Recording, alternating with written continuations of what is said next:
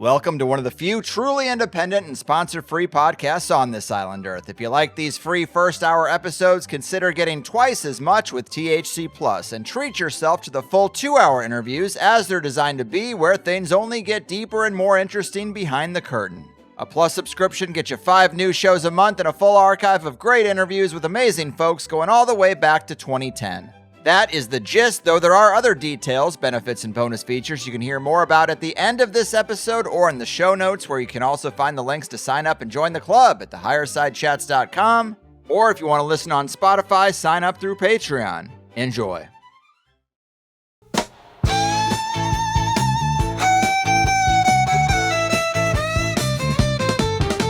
The planet's puppet masters almost surely have a plan. There's clearly maybe something there beyond the realm of man. And until we've thoroughly tested every last close-chested view, I find the more we think we know, the less we really do. Where would we be without THC? 'Cause we know they're lying to us, just don't know to what degree. Where would we be without THC? The Higher Side Chat Show, Greg Carlwood and Company. So say we all. From the Sunshine State, I'm Greg Carlwood, and it seems like from nearly any time or place on this island Earth, if you dig hard enough, you can find written reports or drawn depictions of mysterious experiences with strange flying objects that defy logic. They might be put in a religious context or a scientific one, or presented without any context at all, but it seems like something else has been alongside humanity for a long time, and it hasn't cared all that much if we understand it. And it seems to be true with this puzzle as well as many others. Sometimes humans struggle to get out of their own way. We sift the data for examples that support our predetermined conclusions, we pretend examples that we can't explain aren't as credible, and we grow to be quite close-minded about the subjects we once got into because our minds were so much more open than others. So what are these things? Advanced airships from another planet, chariots of the gods, demonic portals, earthlights, or maybe even leftover automated surveillance machines from the Atlantis age? Cherry pick enough of the never-ending and extremely varied cases and you can make a decent argument for almost any conclusion. And really, that's half the fun. Well, today's returning guest is the living legend of gold standard high-level analysis of the whole UFO thing, Richard Dolan. A military historian who caught the bug 3 decades ago and has written some of the most respected books on the subject, with titles like UFOs for the 21st Century Mind, A Fresh Guide to an Ancient Mystery, AD After Disclosure, when the government finally reveals the truth about alien contact, 2 volumes of UFOs in the National Security State, The Alien Agendas, a speculative analysis of those visiting Earth, and his latest book, A History of USOs, Unidentified Submerged Objects, Volume 1, from the beginning to 1969, which kicks off what will be a 3-volume study examining nearly 700 cases of these bizarre out-of-place objects in and around water.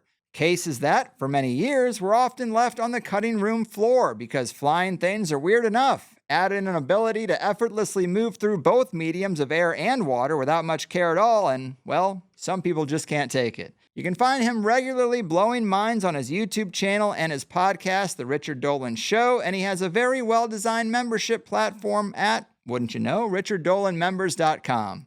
He's been here 3 times before, and I'm ready for lucky number 4, the strange stuff historian, saucer studier, and now USO aficionado. Richard, my man, welcome back. Hi, Greg. It's always a pleasure. I'm happy to be back here with you. Thanks. Yeah, definitely excited. I get nervous talking to you. You're just too smart. It takes all my brain power to try to pretend to keep up, but you really are great. I enjoyed the new book. I remember when I first heard about cases that come in and out of water and the suggestion that the real bases are in the ocean, and I thought someone should really look into that, and here we are. And it's a good time to talk about this space because it's been pretty active. Our last interview was July of last year, or actually 2023, I think. And that was when I reached out because David Grush had just hit the scene. And now there's a lot of stuff I guess I'm curious, what are some of the highlights of ufology in the last year or so for people who kind of have a hard time keeping up? It's been a real ride, hasn't it? Yeah. So in the last 2 years, it's a funny thing about David Grush. It's one of these things where, for years and years, people within the UFO community and outside of the UFO community probably would have agreed on one thing, which is if a high-level government intelligence official were to come forward under oath to Congress in session and state for the record that he knew that we had alien technology and biologics or bodies, I think everyone probably would have agreed that would just blow us all away. The news media would jump all over itself to cover the story, whether they had been previously believers or skeptics, would not have mattered. And I think if you were to go back more than 10 years, I think everyone probably would have been inclined to agree on that. And yet what happened? That exact scenario occurs, and honestly, practically none of the major media showed the slightest bit of curiosity. They had a little bit of coverage. There were hit pieces, for sure. Lots of pushback from the establishment media, obviously in bed with the national security apparatus, but really mostly just ignoring it. And that was kind of an amazing thing. At the same time, that summer, Grush's testimony prompted the creation and failure, but the creation of the UAP Disclosure Act. If people remember that, that was promoted by Chuck Schumer and a bunch of other folks. It had a fair amount of bipartisan support. That was going to be a congressional initiative to have some kind of independent UFO review board for the public to have access to these reports that's not dominated by the intelligence community. That did not pass. And then the following year, it did pass, but in a very kind of weakened form. And by the way, that act is up for discussion again this year. And I do think people should consider writing to their local member of Congress. Well, there's places we could go. Maybe we can talk about that later. But anyway, so that's one thing that's happened. Another thing that's happened is that just the speed is picking up. In other words, whistleblowers, or let's say people who are being labeled as whistleblowers. We can quibble over what are they not. But people from that world, the intelligence world, coming forward and saying, yes, I have this information about these craft. I have that information about this computer program, Immaculate Constellation, for example, that is tracking these things worldwide. So that whole happened. And we just keep having quite a few of these individuals, frankly. So it's been a steady stream, not necessarily a torrent at all times, but a lot of individuals have been coming forward. And again, this is something that, had we considered this in prior decades, I think that most people would have considered this would really be moving the needle. Yes. And it's really hard to say how much effect that these have had. I do think that there's a general ongoing more and more openness by the public to accept the reality of these UAP or UFOs. But still, really, when you get right down to it, in our official discourse, what really has changed? Not a whole lot. So it's all very interesting. We had a big drone, quote unquote, drone swarm last winter. That was quite interesting. I don't think it was confined solely to New Jersey. We still do not have a lot of information about what that really was. But to me, I look at it, it looks and feels just like every other UFO flap or wave of the past. You get a whole bunch of unexplained sightings in one or particular areas, and then it goes away and we have no resolution. And that's what happened with the drone flap. So there's always stuff going on here.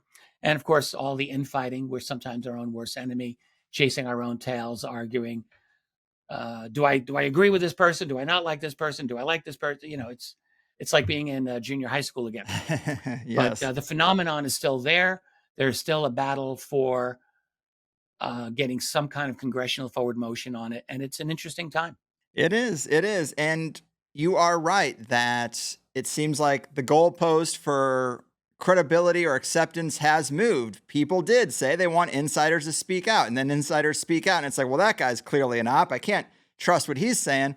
But I think one of the most interesting things that happened was the Miami Mall thing. They say it was alien related. The official story, this was like New Year's last year. The official story is kids got into a fight, yet there's no footage of it. And like 100 police cars were lining the streets and there's just no footage of what happened. And witnesses said it was like some tall aliens. Who knows? You know, we're in an age where I didn't really follow that one. Oh. I honestly, I just kind of kept that one at arm's length. It just seemed a little goofy to me. Yeah, that's the ones I follow, the goofy ones. Well, it got a lot of attention. Yes.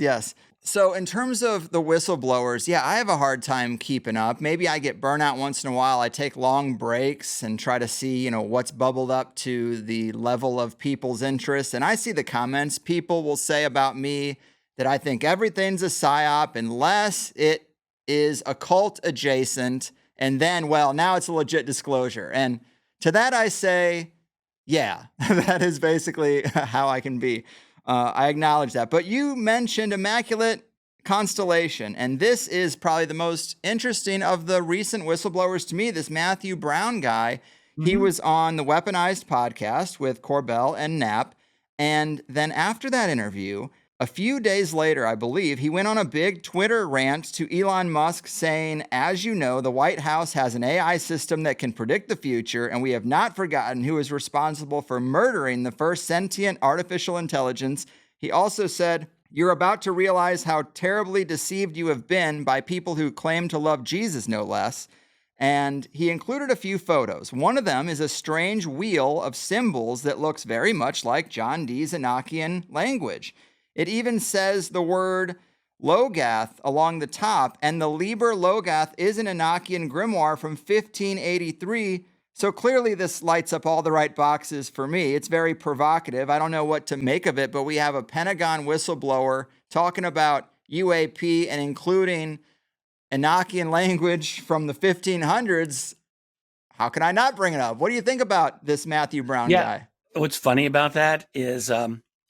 about a week ago, someone asked me about that. I was doing another interview and I hadn't read the tweet. So I was completely out of it. And then I look at some of the YouTube comments and there were people who were incredulous that how could I possibly have missed a tweet? Well, I missed it. I did look at it. I did read it. And I thought, that's quite interesting indeed. Sounds to me, I mean, there's a lot of some of those more esoteric references that I still don't know if I truly understand where he's going with some of this. But it's clear that he is inviting Elon Musk. First of all, he's indicating to Elon Musk, look, man, you've been betrayed by a lot of people that you thought you could trust. They're not trustworthy, but join the good side, join the side of disclosure. I think that was an open invitation. And then there are some of these other programs that he referred to. I mean, they seem like legit programs. So what surprised me about this actually was that Matthew Brown, who, I mean, I watched his interview with Jeremy and George, and he struck me as like very, very like low key, very cautious, not someone who I would have expected to take off the gloves and just like go right into a public forum calling out Elon Musk of all people. That was kind of shocking, I have to say. So I don't really know what his full game here is, but it's definitely interesting. And I'm sure like I will get asked about this again. So I'll have to do better homework and get truly up to speed. But the fact is, I just don't really know what I think he's all about on this one. It was very surprising. Fair enough. And this has been kind of one of the criticisms of ufology and just the various types of categories of shows I might do, for example, or shows Coast to Coast might do, is that the occult people don't talk to the UFO people, and there's just not a lot of communication across these different disciplines, really, because just like you can study UFOs for 30 years from a certain perspective, names, dates, military organizations involved, there's people who study the occult and like who wrote these grimoires, how old are they, from which culture do they come, what secret societies held them in high regard. And I really would love to see a synergy where those people talk, because when I hear some of these whistleblowers say, the truth is so mind-blowing, you could not deal with it, I'm like, try me, because what could it be? We've all been thinking about this stuff for a long time, since I was in high school. What could it be that I haven't considered? To me, I don't know, but for some people, I think if it had an occult angle, that would be a thing. And I just want to throw this out too. So going down this Enochian UFO rabbit hole this week, I also found an old interview with Phil Schneider's ex-wife. I know you don't dismiss the Phil Schneider case and consider his death to be a bit suspect, let's just say. Well, in this interview, she says that she was told the implants that Phil saw that were taken out of people's body had Enochian letters on them.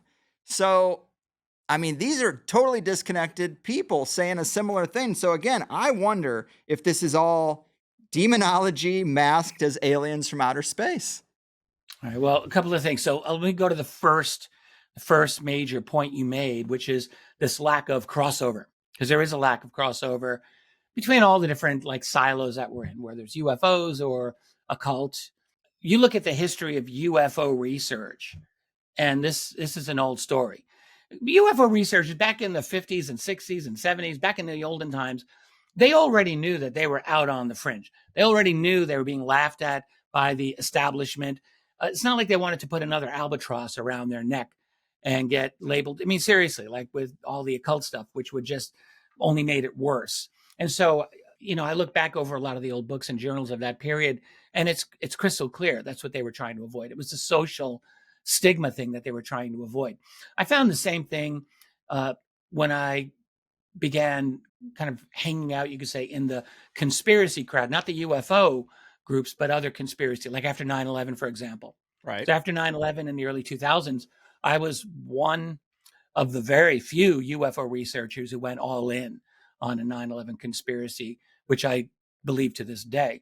But I recall I wrote a couple of fairly short articles on it, but I saw in certain bulletin boards, 9/11 people were furious, some of them, that a UFO person dared to enter their field. They were dealing with the same stigma. It's like, look, we're already on the fringe.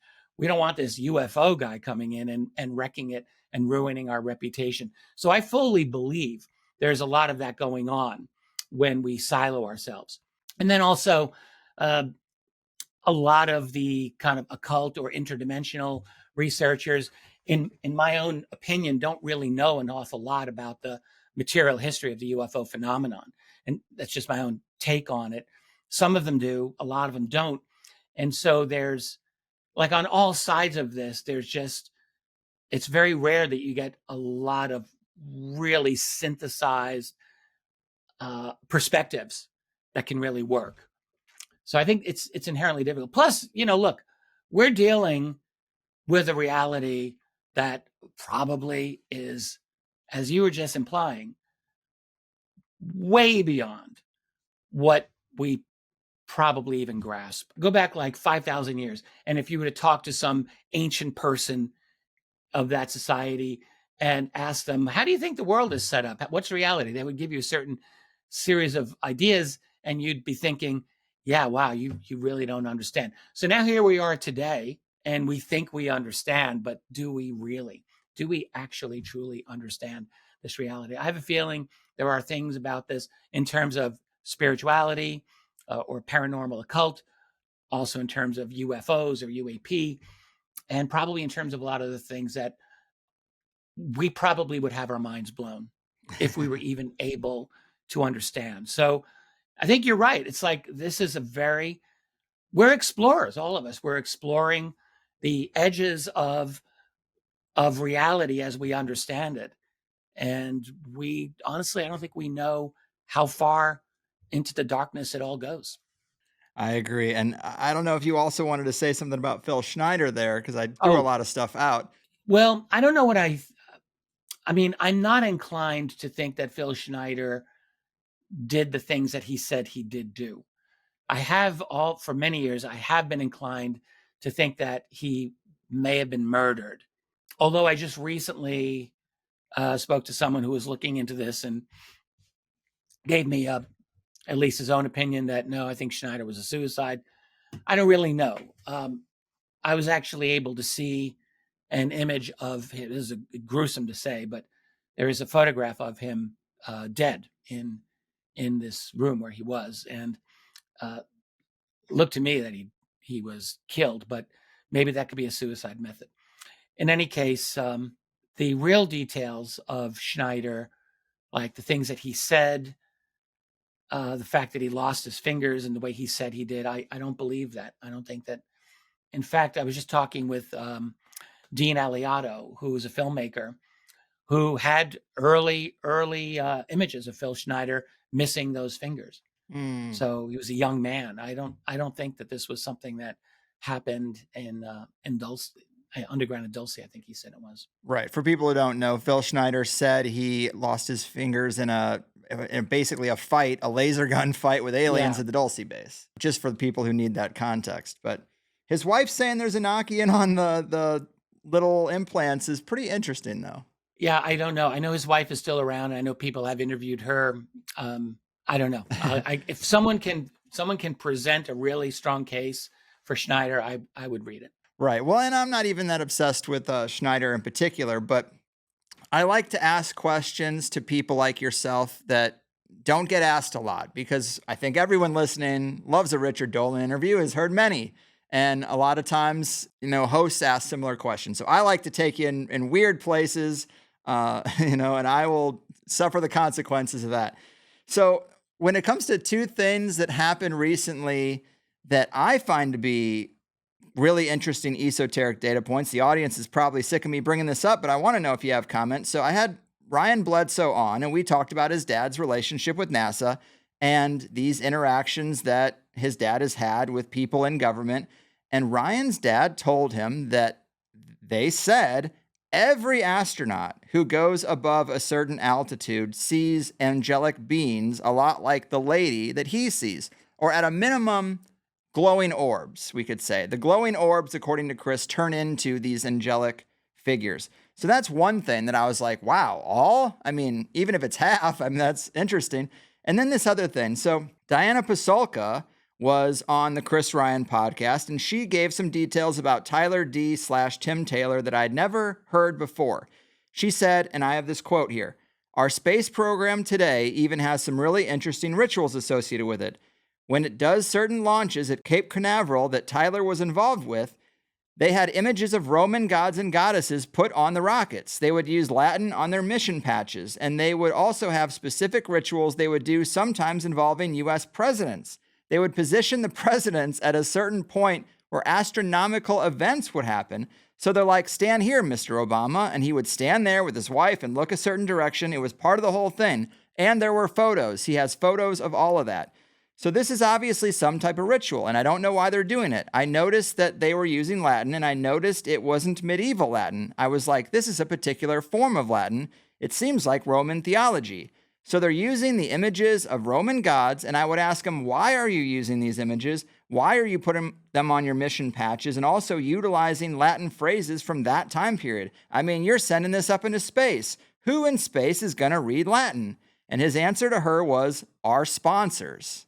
Well, someone should read Dark Mission by Mike Barra and Richard Hoagland. Heck yeah. All right. Look, those two, they laid this entire thing out something like 20 years ago.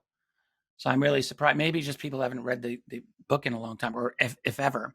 But actually, that's a really fine book. And essentially what they do is, I think Barra really took the lead on this, if I'm not mistaken. I don't know. They essentially argued very, very persuasively in much greater detail what Diana Pasulka here was saying. And I have no doubt, no reason to doubt a word of what she just said there.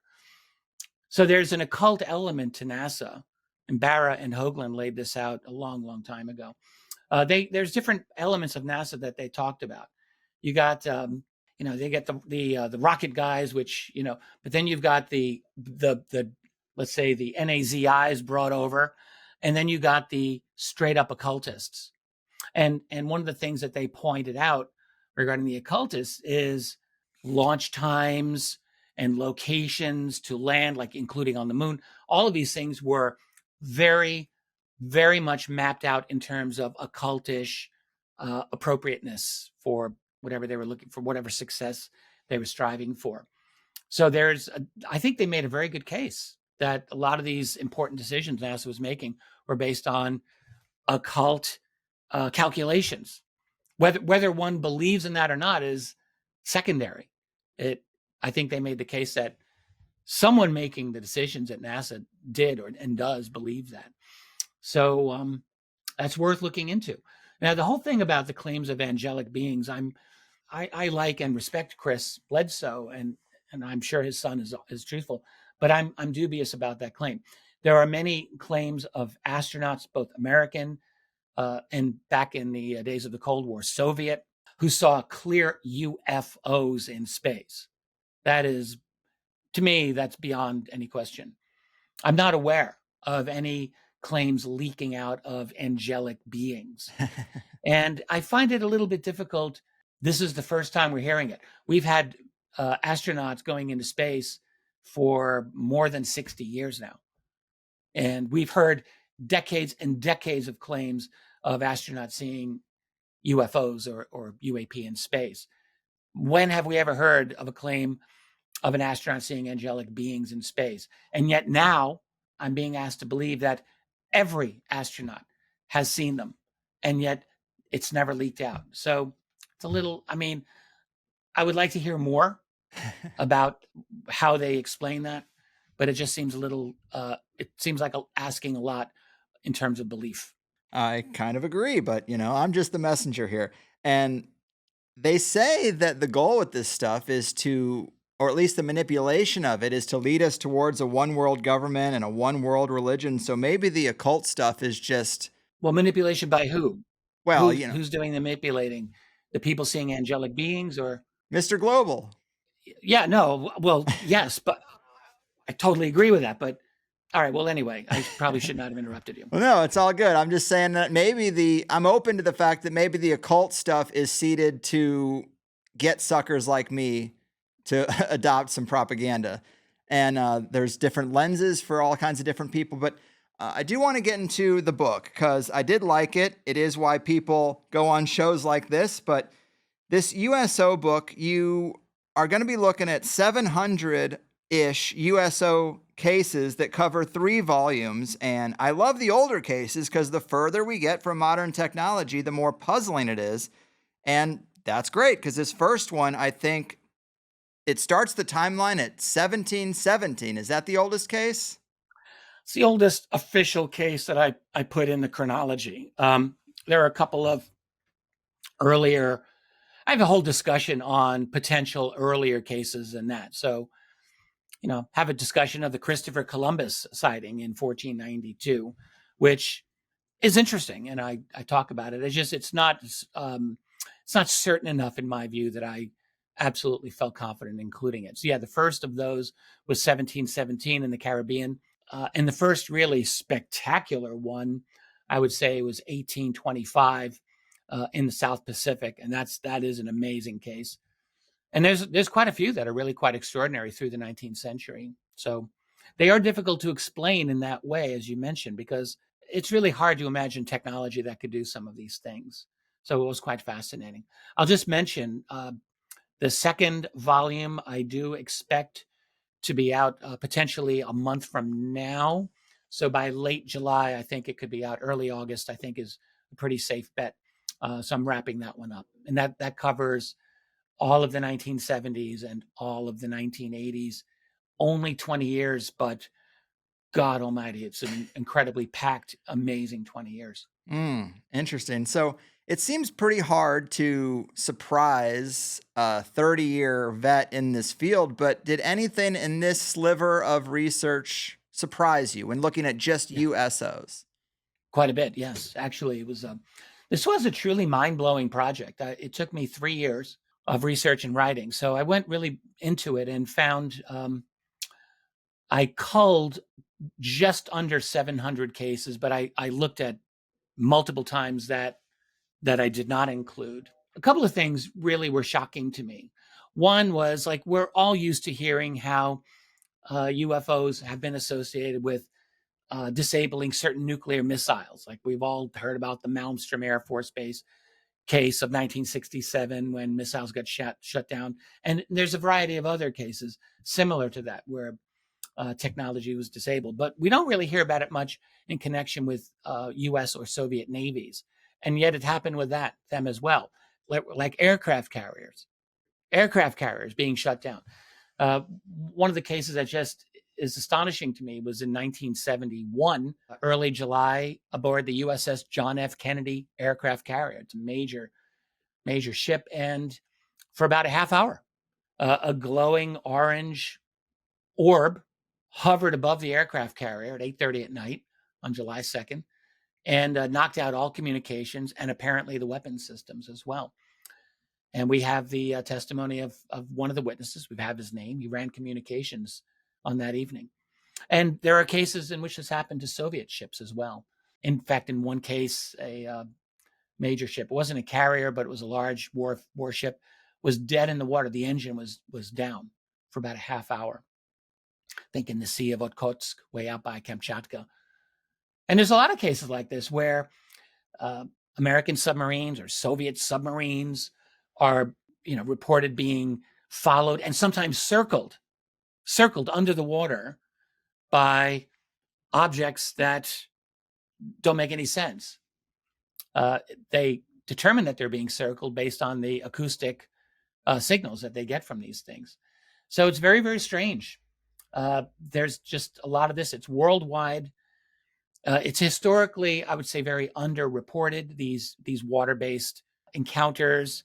They are certainly distributed globally. I don't think there's a body of water in the world where they haven't been reported.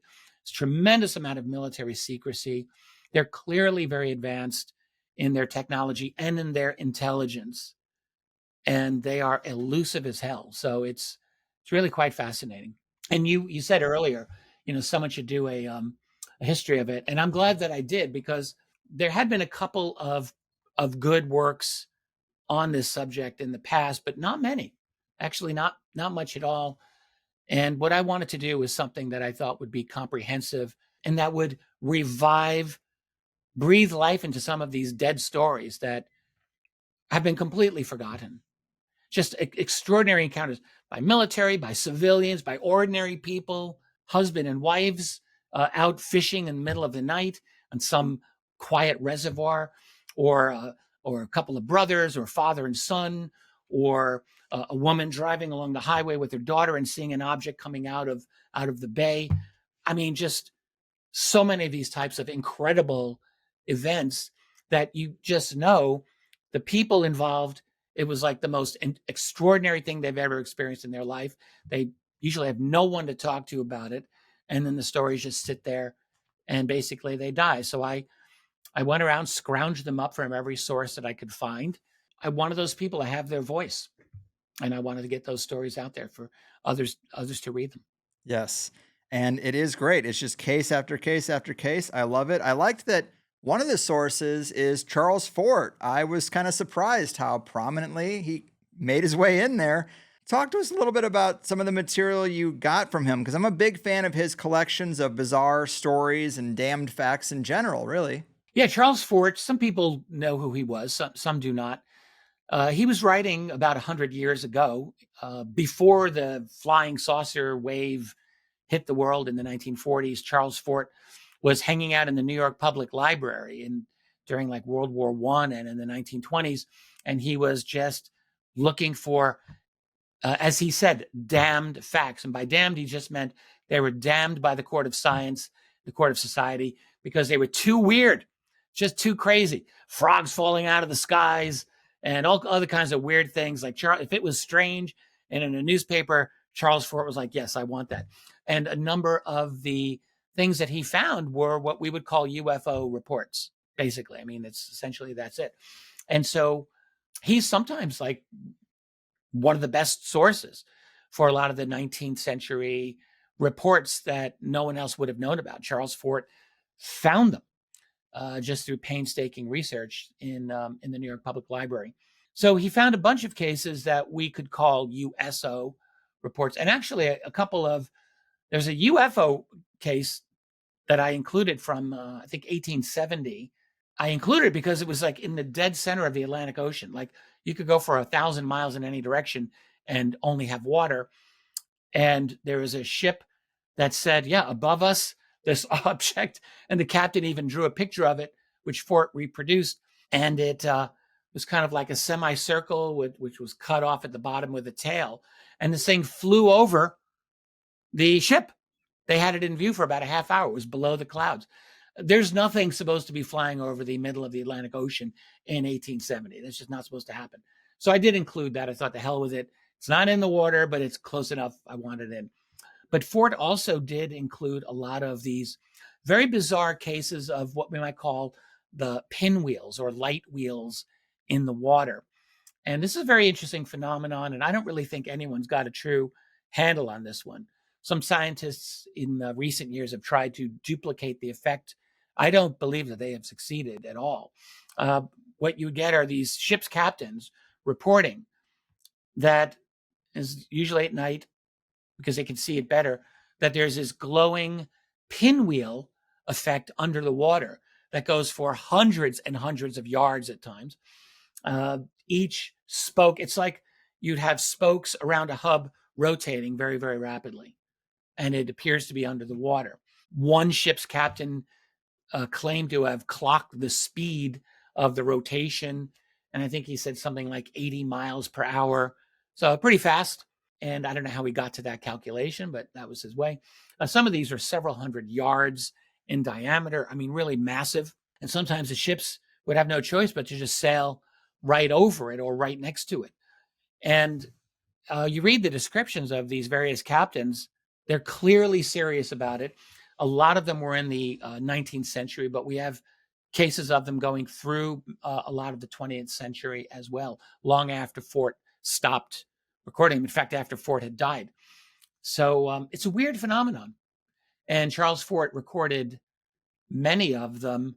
I thought I want them in this book because people should really know about them. I don't really know what the answer to this is. Fort was always an interesting guy. He was very intelligent, kind of an unusual writer. He's a challenge to read, I got to say. He's not an easy man to read. His style is not my particular favorite style of writing. Having said that, he was very thoughtful, and he was talking about these wheels, and he thought, hey, look, maybe some alien civilization, I don't think he used that word, but essentially came down and just set up shop into the water, below the water, because that's a good place for them to go.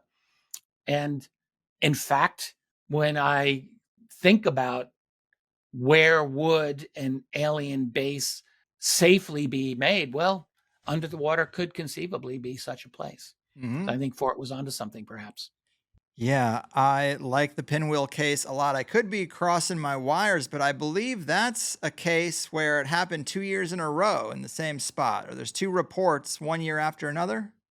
We had quite a few of the pinwheel cases. So I think in my book, I've got almost 20 of them that I collected in a place called the Strait of Malacca, or the Malacca Strait. That's very, and the Persian Gulf also. There's actually a few places, particularly in eastern waters, where these things seem to recur. The Malacca Strait is a very important, to this day, an extremely important shipping choke point right by Singapore. All of China's shipping to Europe and other places in that area go through that. It's a major area. And even back 100 years ago, it was very important. And that area has had a number of the pinwheels reported. The Arabian Sea, which is off the coast of India there, and the Persian Gulf, all have seen a lot of these pinwheel cases. South China Sea as well. I love that you cover these cases with 15 data categories: time of day, types of bodies of water, number of witnesses, proximity, size and shape. What are some of the major patterns that come out of looking at the data this way? Yeah, I'm very glad that ended up happening. That was a suggestion of my wife. She just said, we weren't thinking of data collection initially. She just thought, wouldn't it be nice to have this kind of overview for each case so people could scan it? And I thought, yeah, it's a good idea. So I did that. That took a lot of time. I had to go back over all of them. And then I thought, since I have this data, why don't we put this into a spreadsheet and just see if we can find patterns? I thought it would be a complete waste if I didn't do that. So I did. And yes, there were several things that were really quite shocking. So the first one that I would mention that I think is significant is the day versus night breakdown. What I found is that right up until the late 1960s, day versus night were roughly 50-50, almost exactly 50-50, in fact, up to that point. After 1968, it went almost immediately. In fact, I would say about immediately to 3/4 at night, which it has been to this day. So it was a very definite transition. And I have asked myself many times, like, do I just have too small of a data sample? You know, UFO and USO cases, I mean, they're notorious in the sense of you really don't know how many are out there that you're not getting access to at all, that people are not reporting. So there is that possibility.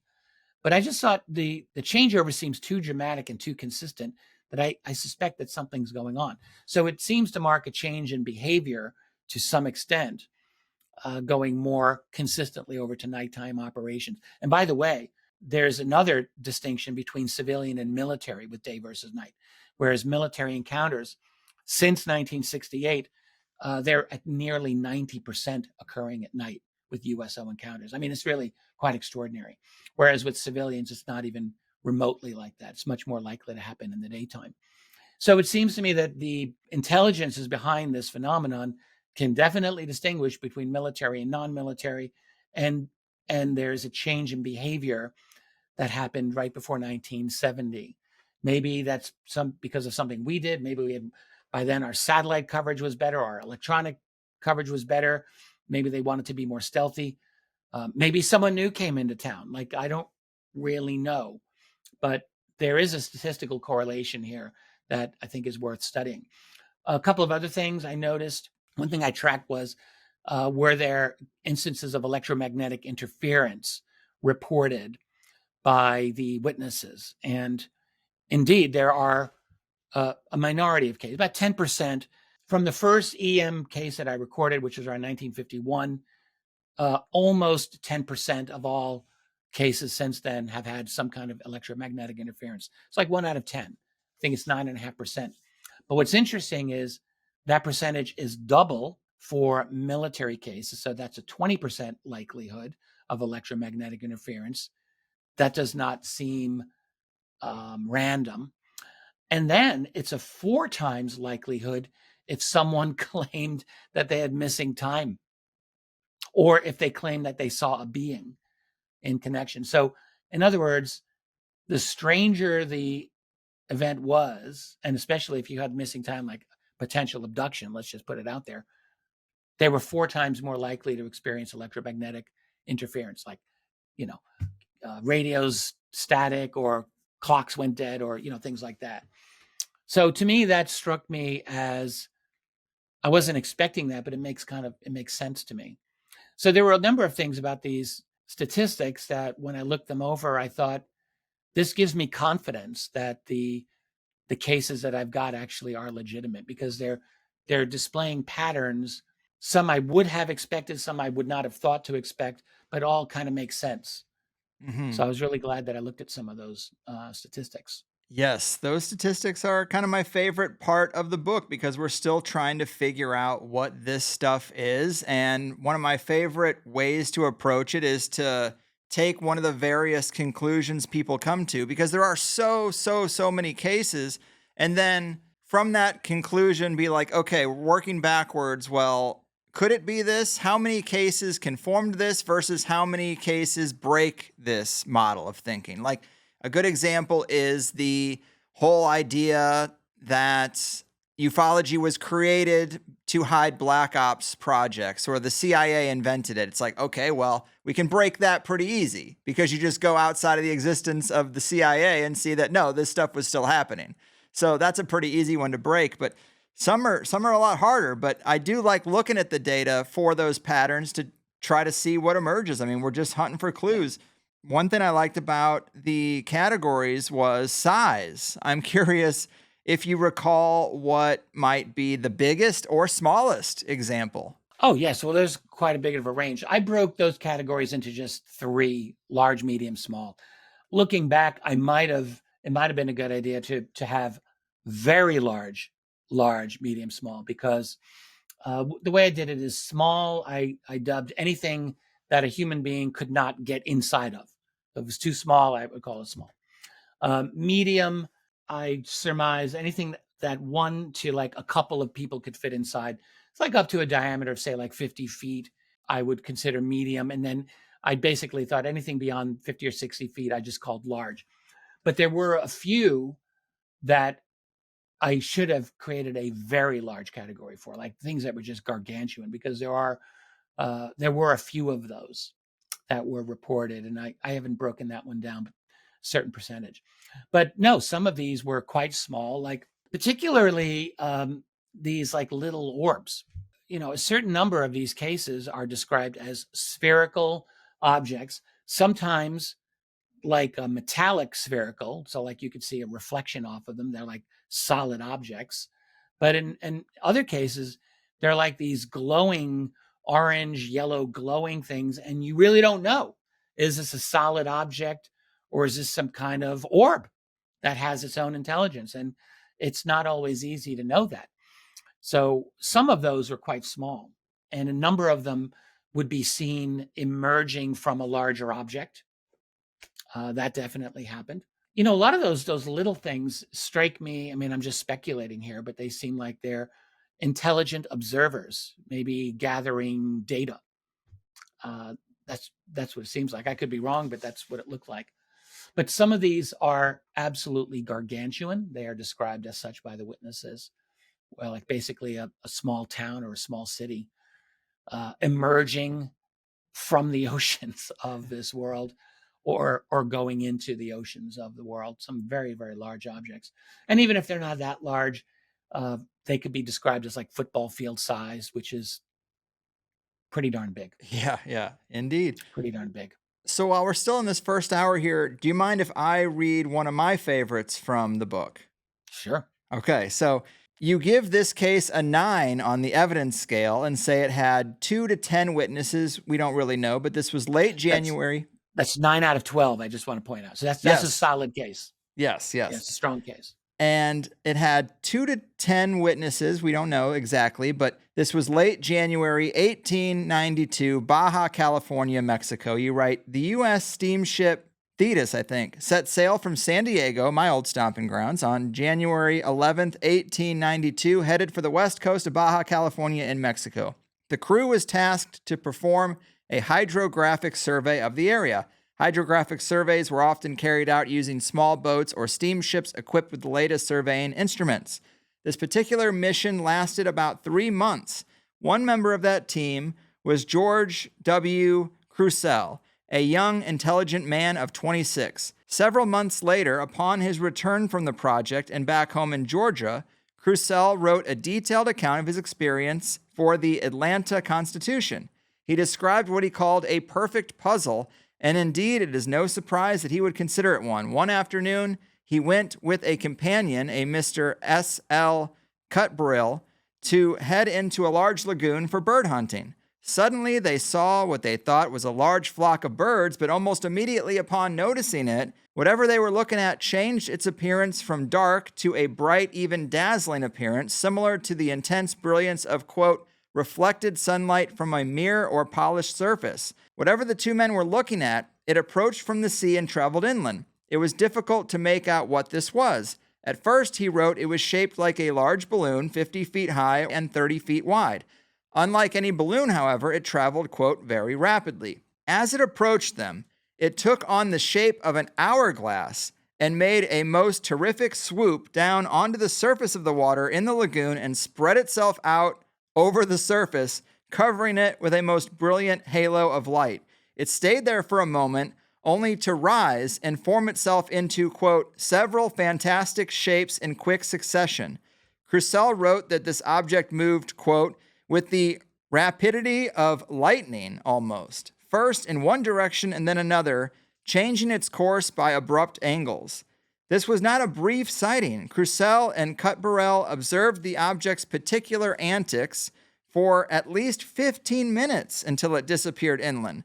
The reader must remember that in 1892, there was no talk anywhere about UAP or flying saucers. Crucell seemed mystified by what he experienced. He wrote that the object seemed like, quote, a sack of phosphorescent gas, for it never showed a ragged edge, but smooth edges. Just a rubber sack full of air would be mashed into different shapes, he says. I mean, it is hard to get weirder than that. He says phosphorescent gas. I think our friend Kosh might say plasma, but that is a hell of a case. Absolutely. I'm glad you read that one. When I say 2 to 10 witnesses, that's just one category. So I had 3 categories of witnesses: 1, 2 to 10, or 10 or more. So there was just 2 witnesses to that case. Yeah, I read Cutburrell's case, Crissell's case, excuse me. I have a link to it. You can read the whole account there in the newspaper at the time. The thing about it is he's clearly, like, because he describes all the rest of his hydrographic survey work.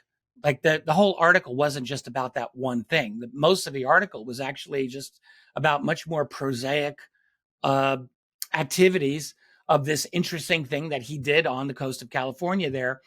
And he was just writing to his local newspaper about it. But then he thought, well, there's this one weird thing happened, and that's what you just read. It's very bizarre. You could tell, like, he's a very serious-minded person. I could see no reason to doubt or dispute the account itself. And now we're left thinking, what the heck did he encounter? It came in from the ocean. Maybe it wasn't actually in the water, but when you look at that region, there's no land for it to have come from. So it just came from the ocean. If it's some natural form of bizarre ball lightning, which none of the conditions match for ball lightning, I don't think. Even so, like, it lasted for 15 minutes and acted in such an intelligent manner, and also blindingly bright. He made a very big point about how incredibly bright this thing was. And then it just moved inland as if it had intent. So it's very bizarre. It doesn't fit the normal narrative we have of like a metallic craft exiting the water, but it's strange as hell. And I thought this has to go into the collection. Yes, it is great. And yeah, the 2 to 10 thing, I might have missed where it was a category. I just thought, like, if you have named witnesses and they're on a ship, who really knows exactly how many people are on the ship? But oh, well, a lot of times you don't know. Yeah, a lot of times, and the witness, that witness category that I put in there, on a few occasions, I just had to make my best guess as to what it was. Most of the time, I'd say more than 90% of the cases, it's clear how many witnesses there were, but sometimes it isn't. But in that case, it's definitely 2.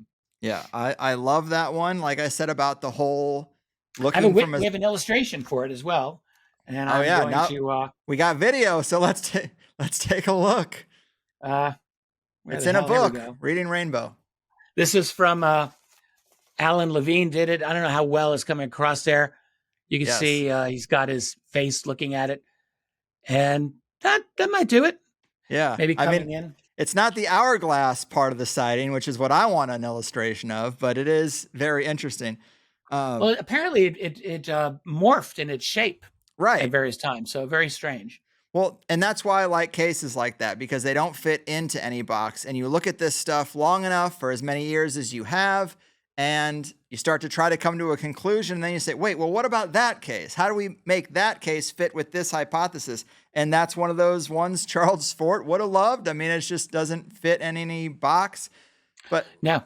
So obviously, I love talking to you. Before we run out of time, I want to save a little bit of space for geopolitics, technocracy, totalitarianism, because when we speak, you know, we are able to have both conversations, and you are knowledgeable about both realms. As you mentioned, the 9/11 thing, people didn't like you going into that realm. It's like, sorry, you're a military historian. You're going to talk about many things that have to do with military and history and geopolitics.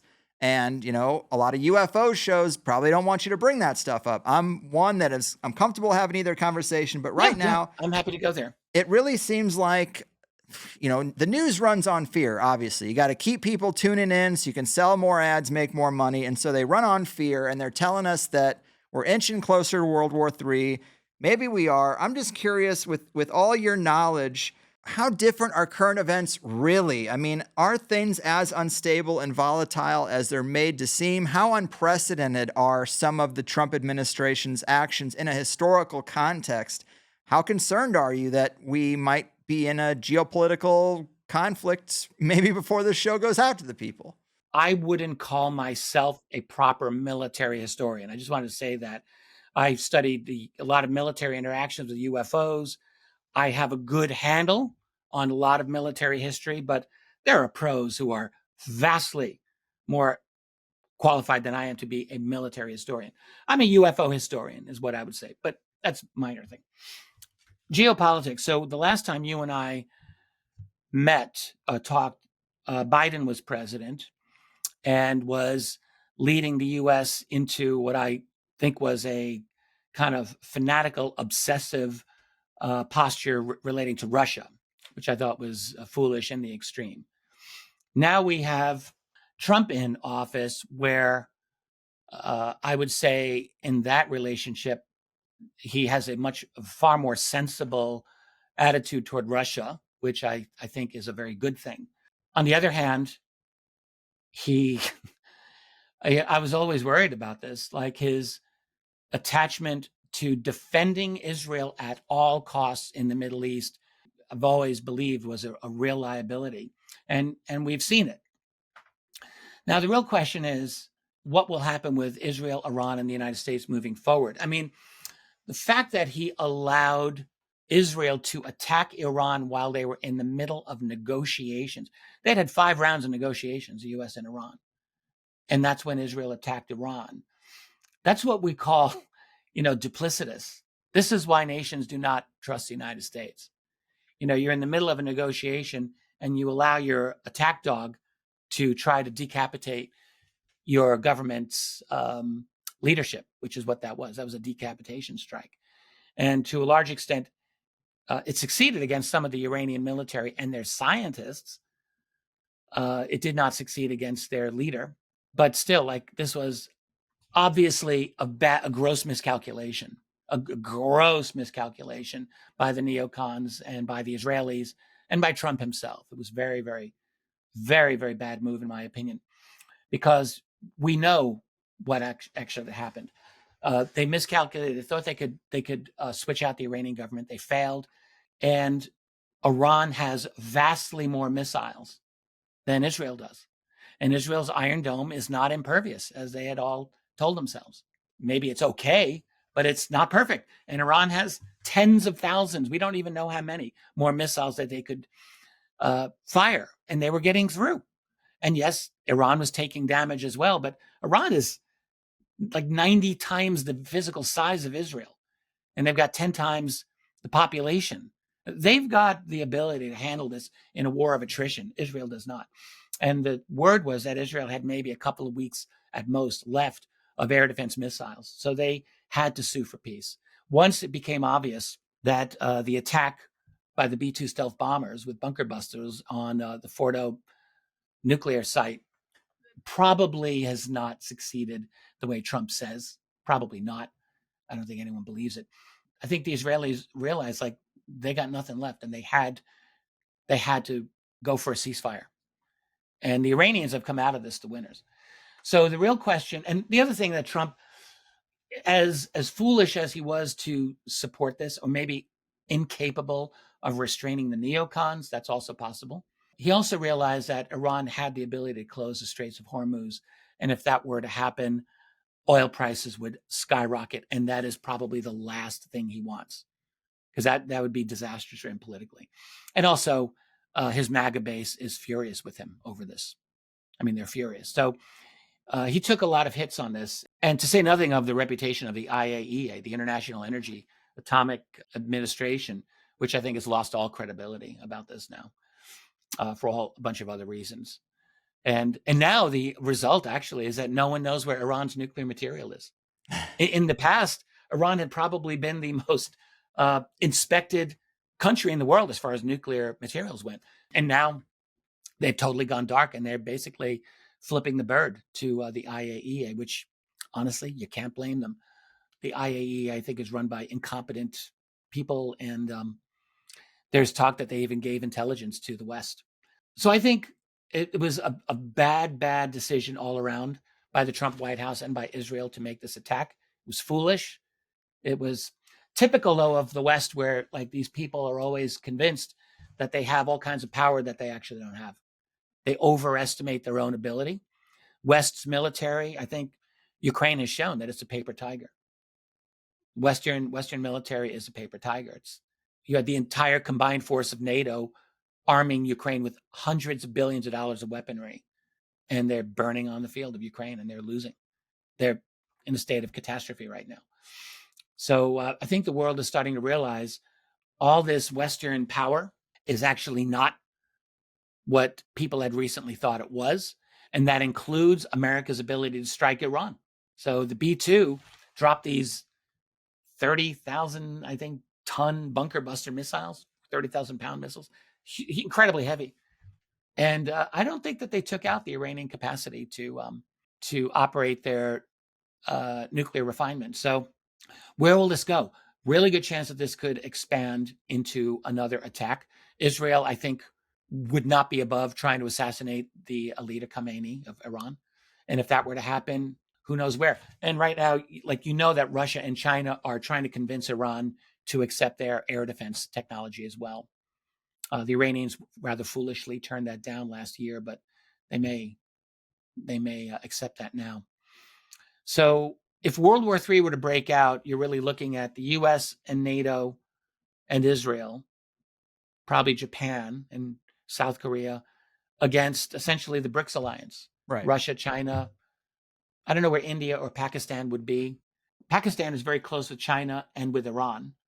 So, and then of course Iran. Iran is no joke. They're very, very, very capable. Not as capable as they would like to be or should have been. Their intelligence apparatus, I think, is very, very showed a lot of holes. But we do not want this. This is, the Thucydides trap. An ancient Greek historian, Thucydides. It refers to the dilemma of a rising power threatening the status of an established power. And when that happens, conflicts can occur. Sometimes the rising power will do a preemptive strike, or sometimes the dominant power will try to do a preemptive strike to maintain its position. And we're definitely looking at that. The US dominated world of like 1991, after the Cold War ended, when America just sat like a sumo wrestler on top of the rest of the world, and it was America's world. Well, 30 years later, and America just pissed it all away.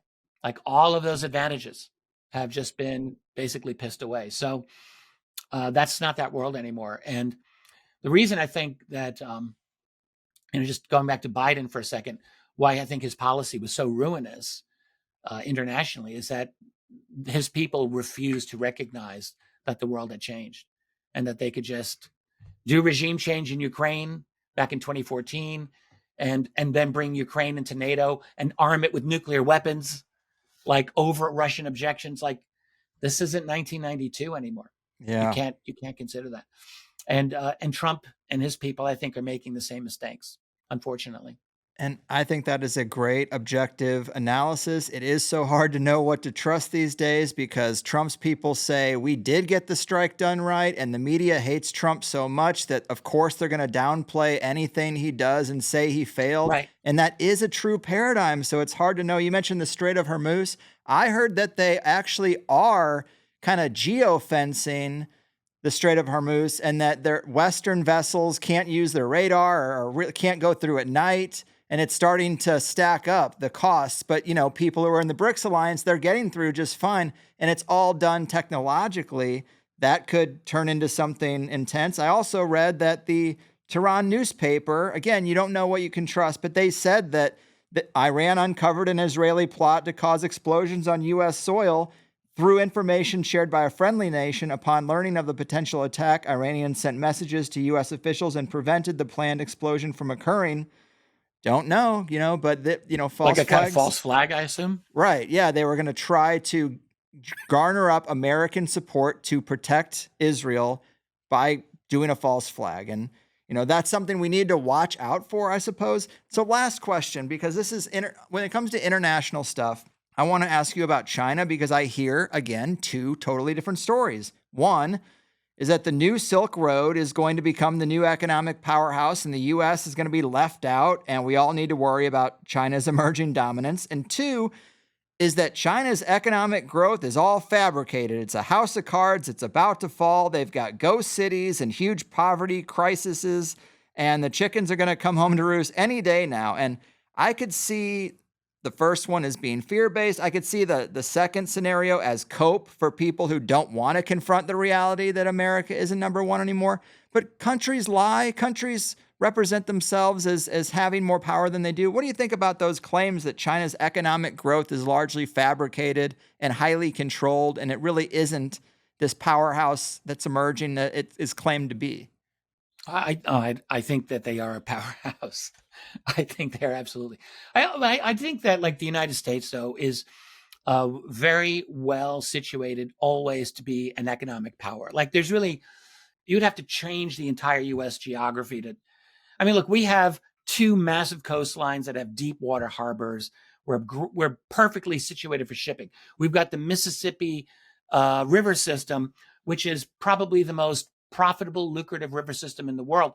Like you could be a farmer in the middle of Iowa, drop your agricultural product on one of the tributaries going into the Mississippi, float that thing down and go out the port of New Orleans and go out to the world. And that's a massive economic powerhouse right there. Like the United States just has been blessed with incredible natural resource riches and geo positioning. Yeah. Like we just got lucky, man. We've got a great place. So America will always have an economic engine. So to say that we'll be left behind, I think that's not likely. Relative to other regions, yes, we can lose ground. That's not impossible. As far as the China, look, the entire world is looking at a demographic crisis. China, yes, absolutely. Look at Korea. My God, look at Japan. The entire Far East is looking at a massive demographic crisis. Look at Europe, Russia. They're not in a great position. Canada is in bad shape demographically. And the United States, less so for two reasons. A, we've got a kind of religious Bible Belt where people still make babies. Thank you, guys. But also we do bring in a lot of immigrants, both legal and otherwise. And so that keeps that happening. But even like other regions where population growth has been always very high, like Africa, it's lower. It's lower than it's ever been. South America, lower than it's ever been. There are global demographic issues here that I think are just happening. And so that potentially could lead to a real crisis in a place like China, sure.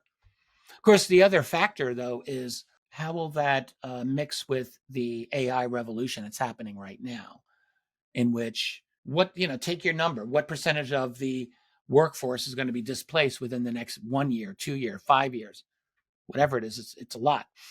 I think we're going to have another generation at least of very, very tumultuous, difficult times, at the least another 20 years, where there's going to be too many people for jobs, and you're going to have a very potentially large underclass of people that are just, they're not employed. And, is UBI going to fix everything? Like, I seriously doubt that. So this is a real problem, but it's not going to be unique to China. Yeah, they do have ghost cities. Absolutely. Like they've made a lot of mistakes in their development without a doubt, but they are having economic growth. I don't think those numbers are fake. I've come across claims that it's all fake, and I don't find it very persuasive. Well, I'm glad you could talk some sense into me because I just don't know. But yes, I love talking to you. I'm glad we can talk aliens and then also practical stuff. And I think it's pretty clear nothing's going to happen to the U.S. because we got all the alien bases out there in the desert. So we should be okay. They won't let us falter. But this has been really enjoyable as always. Let the people know what they should know about following your work or becoming a member of the site. Yeah, thanks. I got a YouTube channel called Richard Dolan Intelligent Disclosure. Pretty easy to find. I have a membership-based website, as you mentioned, richarddolanmembers.com. There's a lot of free stuff on there. There's firewall material I put up, but there's a lot that I just put right up there. Anyone can check it out to see what I'm up to. I've got a social media presence on Twitter X and even Instagram. I'm out there. I have people who do that for me, but they do put my stuff out there. I'm very grateful. So I will say that the follow-up to this volume of USO history, I do expect will be out. I'm hoping in about a month. I'm in very good wrap-up phase for the second volume, and I'm hoping that that'll get out before long. And then volume 3 also this year, all 3 volumes.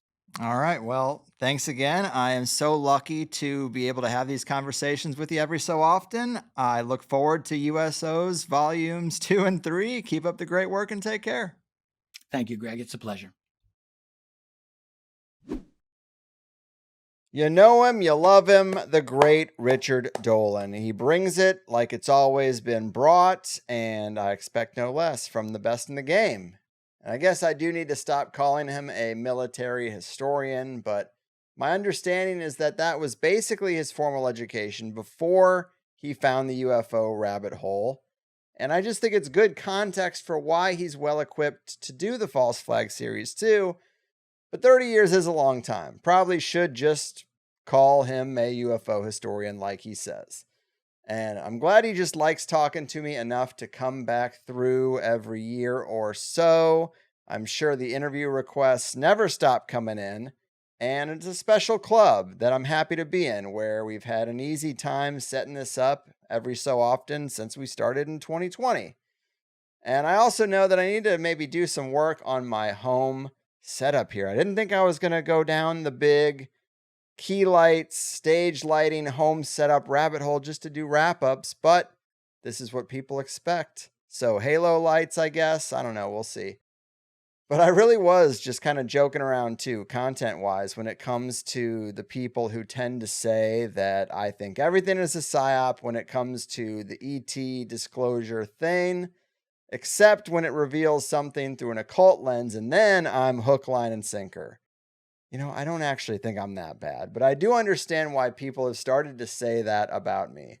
It's obviously clear that I'm fascinated by this topic, and I wouldn't say that I've completely discarded the ETH. And yes, I know, who am I to even assess this topic with any kind of authority or high-level analysis, but I've read a lot of accounts, and it's harder to see these experiences and sightings and even the crafts in that ETH context. Even with something like USOs, crafts that operate through water and air as if there's no change at all, that seems very metaphysical. Again, yes, with advanced enough tech, maybe it defies categorization. And again, it's a big flow chart of your worldview, really. It kind of depends on what you think about many different things along the chain. Can disembodied intelligences or consciousnesses bleed into this world from the formless realm of spirit? That's not everyone's model. But if you adopt something like that, or even a simulation model, all material might just be the same for some being that comes through like that. They can drift in and out of water, like they can drive through buildings and through closed windows, as I've heard reported before. It's all just material. I spent a lot of years with the alien hypothesis, but just after some deep dives into the occult and even shamanism, context I didn't have in the early years, you listen to their experiences and you listen to shamans in Peru actually say, those aren't spaceships, they're spirits. And I guess I've just sort of learned to trust that. The whole summoning of UFOs as well, whether it's Stephen Greer or the Bledsoe family, when you're hearing these accounts, even where people just are, if not in a heightened emotional state, just thinking that they want to see one at that moment, or suddenly feeling like they should look outside. I don't know. I just don't see a connection between those layers of the experience and a spaceship just operating as a transport vehicle. There's something mental going on, for sure. It even seems individualized in most cases. Really, I should just stick to asking questions and letting the experts make their case. But if you like the free first hour, you know the second hour goes deeper and gets stranger. It's just how conversations go. Sign up at thehighersidechats.com. It actually got a little spicy in the Plus show when I brought up Matthew Ehret's The Hidden Hand Behind UFOs documentary series and his work on the aviary. Richard clearly gets a bit frustrated by the excessive distrust of everything, and I do understand, because I drift in and out of that mindset too sometimes. If we have a bar that's too high to clear, why should anyone on the inside even try? And are we really going to learn anything more than we already know if we don't get the insiders to speak? So, do we hurt our own quest for answers by being too skeptical? It's a fair question. It's intellectually lazy to just say that it's all bullshit, and it's also kind of disrespectful to those who do the hard work to separate the good from the bad. But it's a tangled web. These are muddy waters. It's hard to conclude much of anything. It feels safer to just default to skepticism. I understand that too. And I do wonder about this photo, though, that I'm going to throw up on the screen. Let me tell you what this is. This is a meeting of the minds from September 14th and 15th, 1993 at the Rockefellers' ranch in Wyoming. And from left to right, you have Henry Diamond, Dr. Stephen Greer, Dr. Bruce Maccabee, George Lamb, Robert Bigelow, Linda Moulton Howell, Dr. Leo Spinkle, Keith Thompson, Dr. John Mack, Lawrence Rockefeller, Dr. C.B. Scott Jones, Johnny Jones, Robert Teets, and then behind the camera is apparently Mary Bootsy Galbraith and Richard Farley. I don't even know that much about several figures in the photo, but it's kind of interesting to see where the careers of all these people went since 1993 and this particular meeting. What do people think? Well, there are those who say this is a photo of a meeting of many of the players that were tasked with creating this subculture or steering it in a certain direction. And there are others who say Lawrence Rockefeller was just an individual with an interest in this, and he used his family name and resources to carry out his own investigations. And as much as the Rockefeller name on anything seems to be kind of a red flag, that is possible, isn't it? That he just was interested. I just think it's a provocative pre-internet photo that maybe they didn't expect to be combed over like it is today. And I wish I could have just heard those conversations because I'll always wonder. Either way, the free first hour was good, but the plus show is better. That's where we covered some of the claims about undersea bases and got into the aviary material and the role of disinformation in the discourse. And I did get him to talk about the occult a bit. He asks, why can't both things be true and be separate, even though there might be some overlap? And I say that's fair. Cheers. I'll meet him there. The Enochian stuff coming up in those two different contexts. I like that, though. Can't deny it. But I did love the book. Going through all those cases is pretty mind-blowing. He did a great job, and I look forward to future volumes. In THC news, I think today or tomorrow, Plus members should see a button on the website to access that Clip Genie thing. It'll be on any episode page right under the video. If you're in the $12 tier, you'll see the searchable transcript archive button. And that's where you can really dive deep. Take any word in this here English language and search for it in the Clip Genie archive, and you will be served up every moment in THC history going back 15 years where that word has been used. You can click the link to instantly be brought to that part of the interview, or you can just see the words in the transcript. It's a beautiful thing. Other than that, THC TV is heating up. There's a fair amount of signups and upgrades to the $12 plan on the website. A little less than I hoped, but I really can't complain. It's funny that the Patreon has always been such a small portion of the THC memberships, but when it comes to THC Plus TV and adding this $12 tier, we have one guy. So I am uploading the video versions of these shows to Patreon for one man. Thank you, Bob G. I do it all for you. Hopefully, some people will be added to that category soon, but we shall see. I also have to throw out a big thanks to all those who have said that they still really only care about audio, but are going to sign up for the $12 tier anyway, just to give me a good little attaboy. That is super generous of you. Can't thank you enough. And as for the last episode review, we are talking about Jay Widener dusting off his old Cross of Henday work. I thought it was pretty true to form for us and fit in nicely with our very wild archive, but I'm not alone. The Plus people agreed. 4.7. We are back, baby. Gotta love it. That was a good one. Jay is a pro. He did a great job, and that subject matter is both unique and ties into a lot of other things, broader perspectives brought up by many guests about plasma and cyclical cataclysms and the cathedrals being something much different originally. I loved it. All right, meetup calendar time. Next on the calendar are 2 events on July 16th. We have one in New Haven, Connecticut, and one in Ontario Ranch, California. And then the next one after that is the following Sunday, July 20th, in Centralia, Washington, at Bub's Pub Sports and Grill. Also July 20th, the Crooked Q in Colorado Springs, Colorado. And then the following day after that, July 21st, Monday, Gail Brath's Ale House, Auckland, New Zealand. It's been there for a while. And then we have Danger Dave's Shit Talk Circle in Benningville, Arkansas on August 1st, and Astoria, Oregon on August 8th. So, all right. Seems like there's new events added all the time. HigherSideMeetups.com to get more information on any of these or to make your own. Let a mutual love of THC be the path to connecting you with more like-minded individuals, because that's what life's about, right?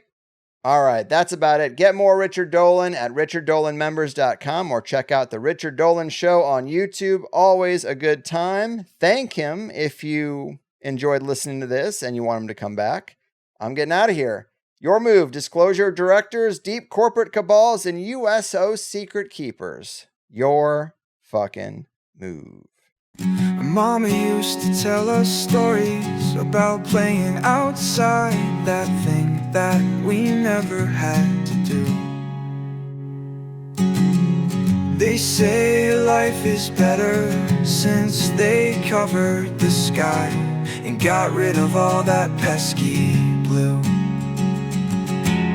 They had no protection from the sun back then, just scary exposed out there. I hear they fight over what they'd eat each night, a burden we don't have to bear. Because our factory meat cake comes every month, and it always tastes just right. And we never have to get dirty in here, because the pot is always white.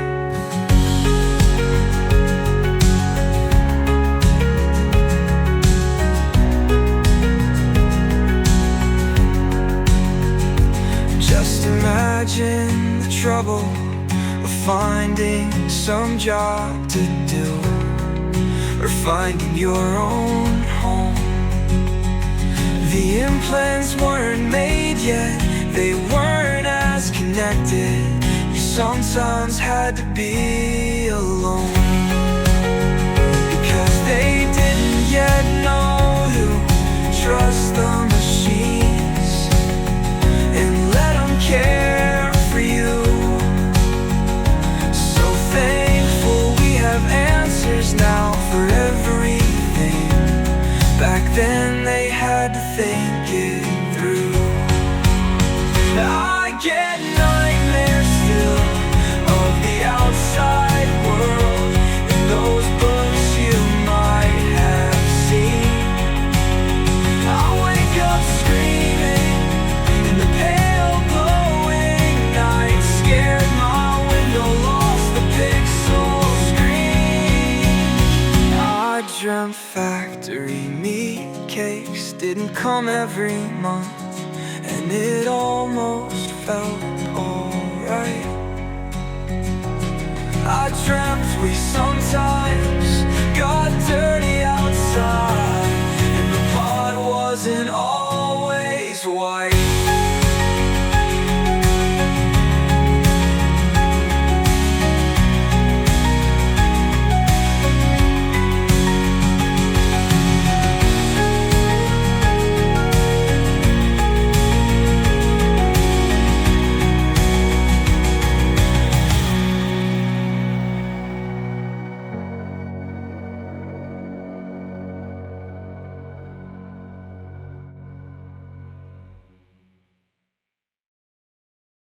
Oh, you're still here.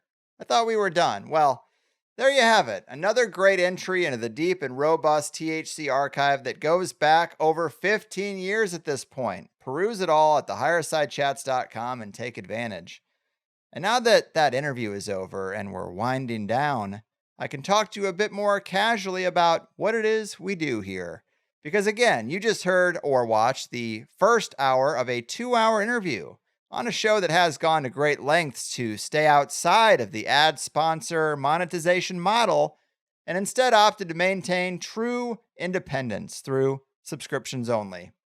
Over time, I've done a lot to improve the Plus member experience and tried to keep convenience and quality of life in mind, which many paid offerings sadly do not do.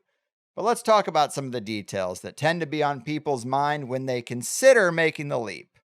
So if you are someone who just listens to the audio, as the show has been for many years, we have the same long-running THC Plus subscription for $8 a month, 5 new shows a month, and the full archive, no seasons or breaking it up in weird, sketchy ways. We have a great on-site player with all the bells and whistles. You can download full episodes and listen offline. And there is a lively comment section and a 5-star rating system on each episode page, so I can see what Plus members tend to like best. We also found a way around the annoying need to put in your username and password when using the private RSS feed in many of the podcasting apps. Now we have your subscription data built right into the link on the My Account page. Just copy it and paste it in pretty much any podcasting app and you are done. If it ever freezes up on you or stops loading or anything, you can even regenerate yourself a new URL on the same My Account page. It's an upgrade that truly does make it much easier than it used to be, and we even take it one step further. When you first sign up for a membership, we send you a welcome email that includes that link. Again, you just copy it, paste it, boom, you're in. And I know accessing the main show in an ongoing way is really just the only thing 90% of Plus members want, but if you do get into the website, you will find some old bonus episodes and live events on the bonus content page, the old cover songs I used to close the show out with, as well as some of the new ones I've made recently. And you also get a lifetime forum membership where we have all sorts of interesting categories and threads, including the best place to get a guest request to me.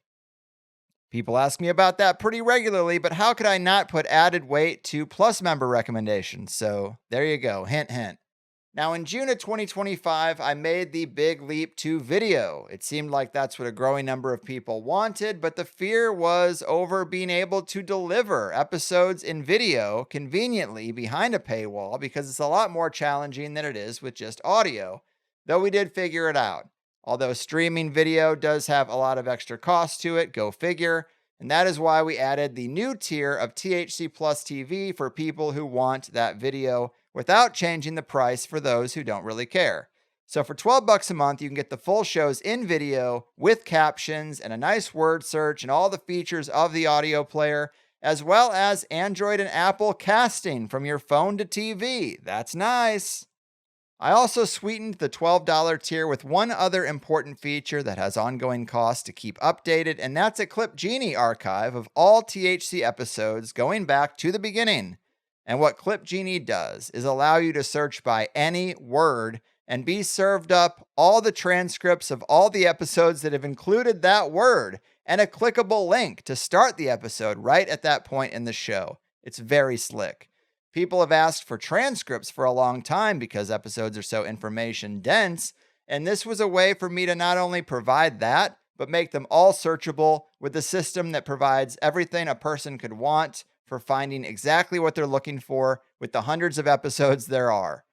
All right, so if you think I'm good at what I do and you appreciate the extra effort I make to try to come prepared and lead our guests through the most compelling parts of their work, I'm not asking for a handout. I'm asking for you to get twice as much of the content you already like for $8 or $12 a month. I've used this analogy before, but we tip $8 for all sorts of services these days without even thinking about it, especially in this new world of the dumb tablet checkouts where they pre-highlight 20% and make you feel bad for switching it to anything else. And when you tip $8 because someone brought you a sandwich from the back, nobody brings you a second sandwich.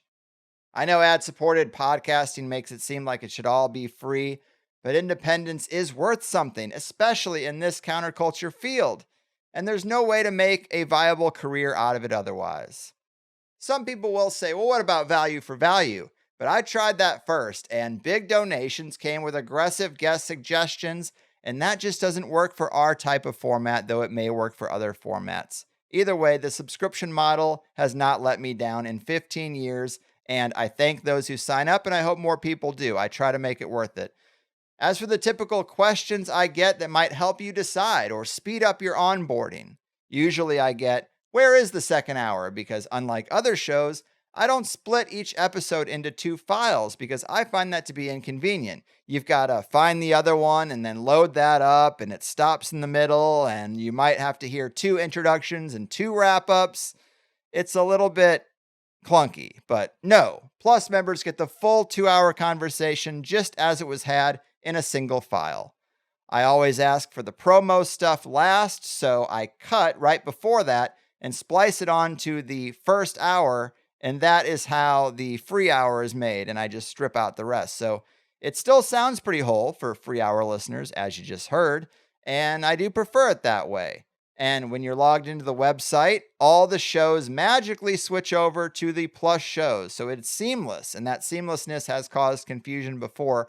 But just look at the show length if you're unsure, and know that you cannot be logged in and be seeing the free first hour episodes. Trust me. I spared no expense. They call me the John Hammond of conspiracy podcasting. I don't say that. Other people say that. So yes, if you just signed up and you want to go back and listen to older episodes, you do have to skip ahead about 50 minutes to hear the new content. But once you are a member, you'll be much happier with the full show in a single file and not maintaining 2 feeds and jumping from file to file just to hear one interview. Another common question I get asked is if Plus members have to listen through the website, and of course the answer is no. We have that custom tokenized RSS link that works with many of the podcasting apps, and the site is built to have some nice tools included to make it easier and more fun to listen, but it's not necessary. Spotify is the only weird one. To get Plus on Spotify, you must sign up through Patreon because they have a corporate partnership together. Honestly, we know how the game is played. I don't have to go too deep into it here, but yes, major corporations have taken over the internet. They get everyone reliant on a handful of convenient platforms, and then they push out the controversial content.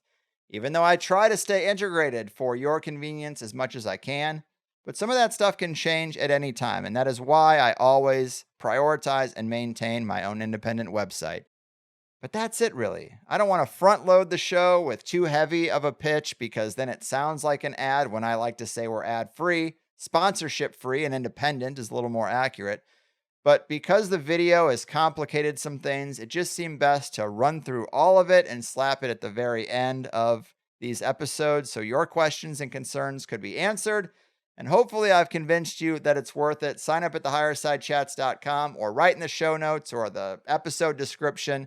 Again, we send you that welcome email with the private tokenized RSS link right there, so you never have to log into the website if you don't want to. And if you sign up for video, we are going to be sending the new episode notifications there too, where you click the link and it logs you in automatically and you're right there to stream it. So I'm doing what I can. Help me help you. Double your pleasure, double your fun, and get twice as much with THC Plus.